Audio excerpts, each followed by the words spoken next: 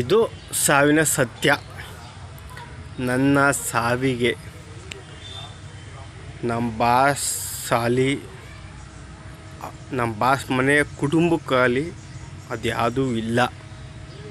ನನ್ನ ಸಾವಿಗೆ ನೇರ ಹೊಣೆ ನಮ್ಮ ಸ್ವಂತ ವೈಯಕ್ತಿಕ ನಮ್ಮ ಅಣ್ಣನೇ ಕಾರಣ. ಪಾಪ ನನ್ನ ಆಸ್ತಿ ಬರ್ತದೆ ಅವ್ನು ಕಾಯ್ಕೊಂಡು ಕೂತಿದ್ದ. ಅವನಿಗಾಗಿ ನನ್ನ ಆಸ್ತಿನೇ ಬಿಟ್ಬಿಟ್ಟು ನಾನು ಸಾಯ್ತಾಯಿದ್ದೀನಿ. ನಮ್ಮ ಅಣ್ಣ ಆಸ್ತಿ ಮಡಿಕೊಂಡು ದುಡ್ಡು ಮಡಿಕೊಂಡ್ಲಿ 10 ಲಕ್ಷ ಅಲ್ಲಿ ಮಡಿಕೊಂಬಿಟ್ಟವನೆ ಅಂತ ಅವನು ಹೇಳ್ತಿದ್ದ. 10 ಲಕ್ಷ ದುಡ್ಡು ಅವ್ರು ಏನು ಮಡಿಕೊಂಡಿಲ್ಲ. ನಾನೇ ಜೂಜು ಮೋಜು ಮಸ್ತಿಲಿ 10 ಲಕ್ಷ ದುಡ್ಡು ತಗೊಂಡು ಕಳ್ಕೊಬಿಟ್ಟಿದ್ದೀನಿ. ಆಮೇಲೆ 18 ಕುಂಟೆ ಗದ್ದೆ ತೊಗೊಂಡಿದ್ದೀನಿ. ಅದು ನನಗಂತೂ ಅಲ್ಲ, ಅದು ನಮ್ಮ ಬಾಸು 18 ಕುಂಟೆ ಅದ್ರೊಳಗೆ ದುಡ್ಡು ಕೊಟ್ಟಿದ್ರು. ನಾನು 18 ಕುಂಟೆ ಗದ್ದೆ ತಗೊಂಡಿದ್ದೀನಿ. ಅದಕ್ಕೂ ನಮ್ಮ ಮನೆಯವ್ರಿಗೂ ಸಂಬಂಧವೇ ಇಲ್ಲ. ಒಂದು 18 ಕುಂಟೆ ಗದ್ದೆ ಅದು ನಮ್ಮ ಬಾಸ್ ಮಗ ಕಿರಿ ಮಗನಿಗೆ ಚಿಂಟುಗೋಸ್ಕರ. ನನ್ನ ವೈಯಕ್ತಿಕ ದುಡ್ಡು 10 ಲಕ್ಷ. ನನ್ನ ಬಾಸ್ ಸಿರಿ ಮಗ ನಮ್ಮ ಸೂರ್ಯ ಅಂತ ಅವ್ರ ಹೆಸರು, ನಾವು ಕರೆಯೋದು ಬೈ ಅಂತ.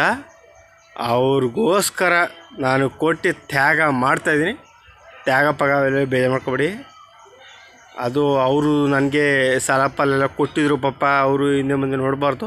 ಅವ್ರಿಗೋಸ್ಕರ ನನ್ನ ಆಸ್ತಿ ಏನದೇ ನಮ್ಮ ಅಣ್ಣ ತೊಗೊಂಡು ಮಡಿಕೊಂಡು ಚೆನ್ನಾಗಿ ಅವನು ಪಾಪ ಎಲ್ಲರ ಮುಂದೆ ಮಾತಾಡ್ಬಿಟ್ಟು ನಮ್ಮ ಬಾಸ್ ಮುಂದ್ಗಡೆ ನಮಗೆ ಅವಮಾನ ಮಾಡ್ದ. ಅವನು ಚೆನ್ನಾಗಿರಲಿ ಪಾಪ. ಅವನು ಅವ್ರಿಗೆ ನೊಂದಿ ಬೆಂದು ಅದ್ಯಾವುದೋ ಹೋಲಿ ಬೇಕಾದ ಏನೇನು ಹೇಳ್ದ. ಅವನೇ ಪಾಪ ಚೆನ್ನಾಗಿರಲಿ. ಆಸ್ತಿ ಮಾತ್ರ ಅವ್ನು ಮಡಿಕೊಳ್ಳಿ.